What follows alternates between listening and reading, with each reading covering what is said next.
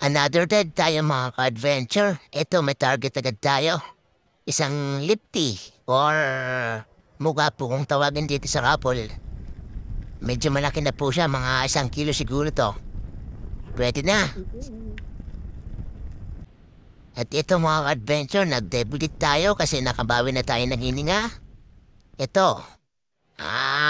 Isang oriental lips, sweet lips. Kung tawagin. Pero dito sa Kapol, ang tawag namin dito is Manila. Pero isda po yan, hindi po lugar yan mga ka-adventure ha. Manila.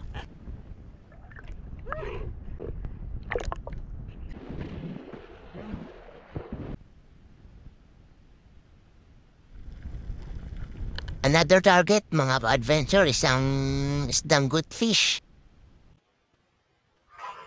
Ito sa Kapol is timbungan or kabangot-bangutan. Isa ito sa mga gusto kong isda kasi masarap yung laman niya. Matigas. Masarap siyang paksiwin. Saka sigang.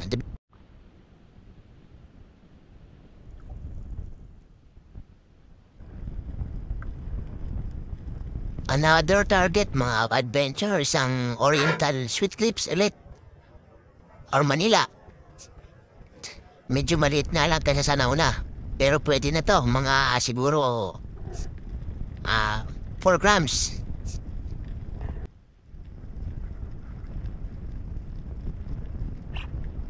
At eto, isang unicorn fish or dito sa Kapol, gangis kung tawagin namin.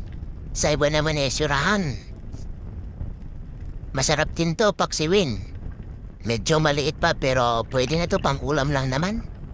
Kesa walang mayuwing pang ulam.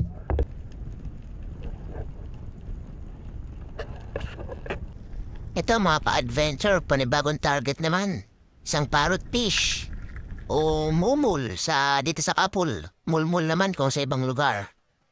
Sabi nila, bawal daw to pero wala namang batas nagsasabi na bawal to. Kasi ito daw yung gumagawa ng buhangin.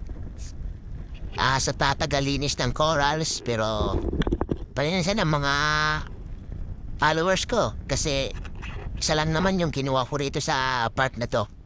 Ang ulam lang kasi sobrang lamig yung panahon na ito. At ito, target naman sana natin. Isang isda, di ko alam ang tawag dito. Medyo kinakapos na tayo ng ganito, kaya kinalabit ko na yun. Taplis. At ito, debulit tayo. Isang target ng suraan, saka tawag namin dito sa buho.